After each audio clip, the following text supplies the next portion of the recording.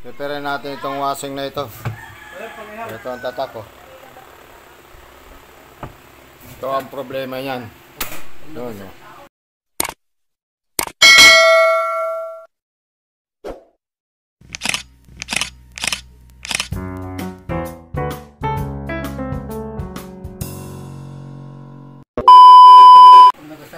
Ha? Oh. Ulitin natin. Bumabalik bigla yung timer na yan, oh. Oh. Dating ng kalahati yan, biglang iigkas yan. Kaya ang gagawin natin, papalitan natin ng switch yan. Kung ganyan ang problema ng washing ninyo, bigla na lang kumakaltis. Tatak yan ng Micromatic. Kumata natin yung timer na yan. Iigkas yan. Kaya dapat yan palitan. Pero sa motor wala namang problema, umiikot ang motor. Yan lang ang problema. Ewan ko lang sa iba kung magkano. Yung kanya pinalitan ko ng timer din yung isa eh. Okay, budget. Yan nga. Yan o, pinalitan ko rin ng timer yan.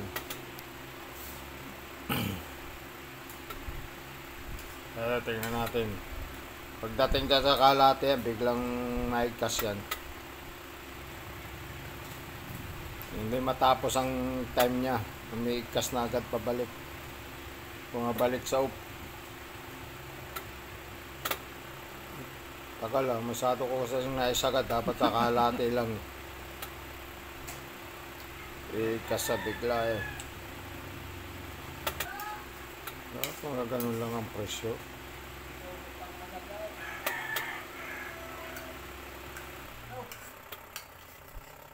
Ako, brand out pa. Naabot pa. Ayan. Hindi na maigkas yan. Maigkas yan. Hindi naman nakasaksak yan. Mechanical yan. Kaya kusang nabalik yan.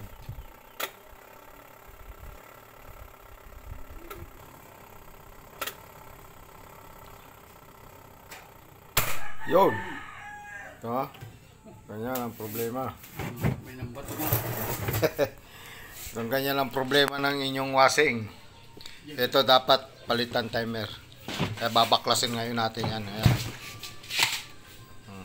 Pinagalit si Bindo sa bahay. Pinagalit.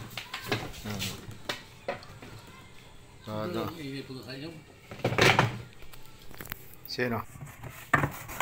Ayan ang timer. Papalitan natin yan.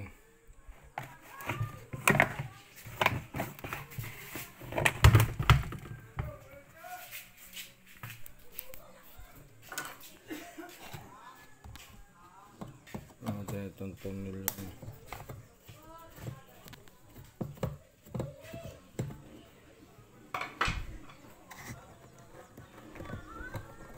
Lawak na yung mga tornilyo. Ano pala dito ang tornilyo ito? Hindi ko nabali ang tornilyo.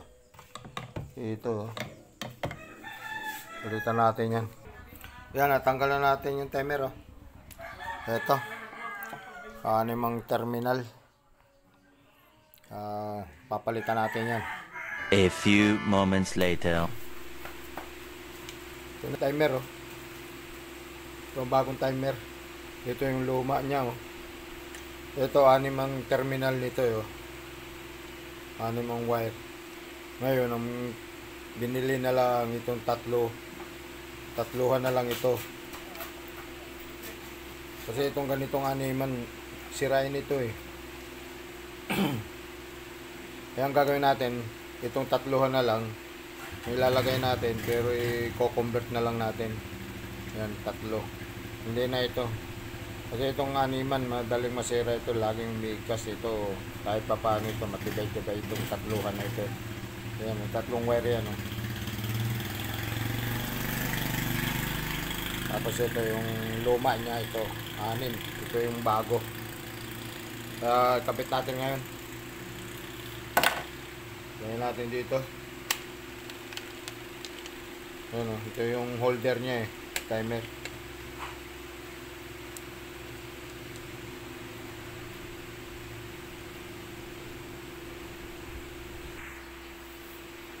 Okay, kabit natin itong timer dito sa holder niya. Yung iba kasi nakadirekta na dito sa takip niya eh. Ngayon ito na may holder pa ito dito. Pasok natin dito, may lock kasi rito eh.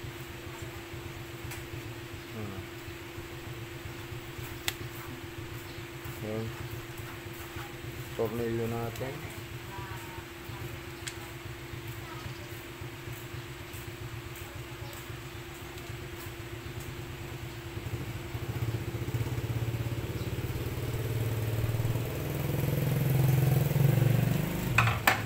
Ayan.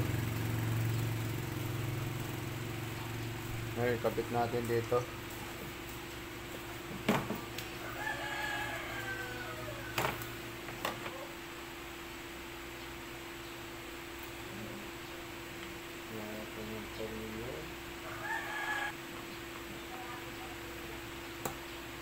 Bulok na yung mga tornilyo.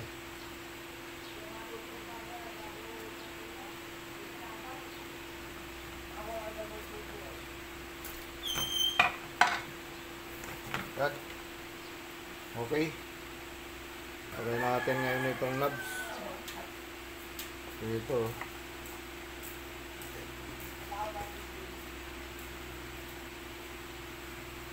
Yan. Ito natin connection natin itong tatlong wire. Yan.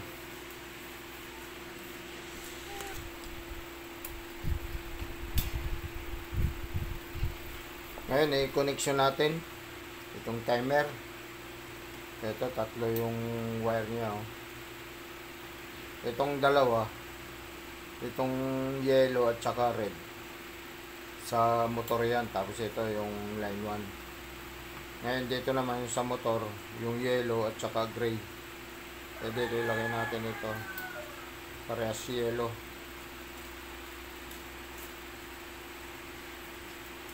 Yan, ito yung dalawa na ito, yung red at saka yellow. Diyan sa motor lang yan. Diyan lang magre-reverse yung dalawang yan, itong linya. Ito ngayon ang linya. Itong dalawang yan, ito sa motor, naka-reverse ito ngayon dito sa line 1, kuryente. Dadaan siya ng timer. Yan. Ngayon, balutan natin ng tape yan. Ito, masking tape. Tatlo yan. Kuha na tayo para mabilis ang pagtitape.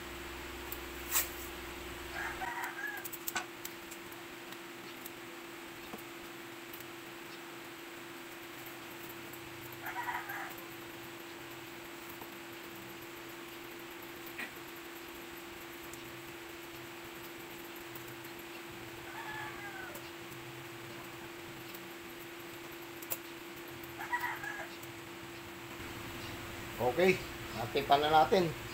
Gawin natin, assemble natin.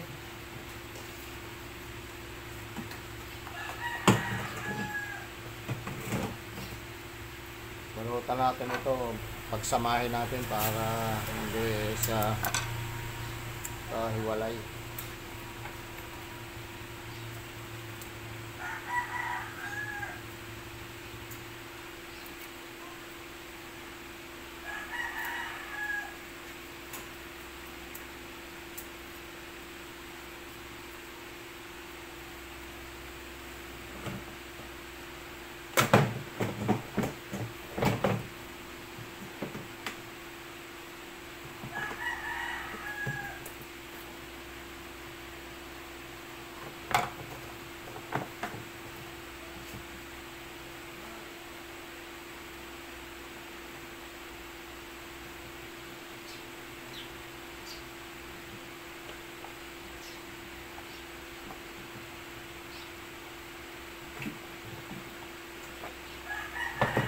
Tinago natin yung binalutan natin ng tape kasi para hindi siya mabasa, kasi pag nabasa yan mag-ground siya.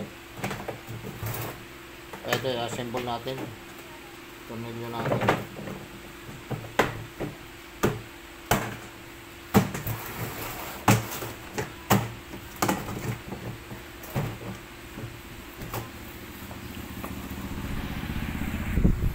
Ayun na, ikabit na natin itong mga cover ng timer. Ayun, ikabit natin itong timer. Kaya lang yung timer niya sala dito sa off, dapat dito eh. Pero nakatapat naman dito sa off sa kabila. Kasi yung lagayan niya, yung pinakampin mali. Pero okay na yan. Ngayon i-on natin. Ayun, maantar na siya oh. Tingnan natin kung magre-reverse. Re-reverse na siya. Okay. Maraming salamat sa inyong panonood. Maraming salamat din sa inyong suporta. Thank you. Tatak ng wasing nyo. Ayan lang, kung meron kayong problema sa washing nyo, yung biglang bumabalik yung timer, dito lang timer ang papalitan ninyo. Yan lang. Ito yung luma. 6 ng terminal yan, 6. Ang ginawa natin, yung 3 na lang ang nilagay natin yan. I-convert na lang natin. Yan. Salamat sa inyong panonood.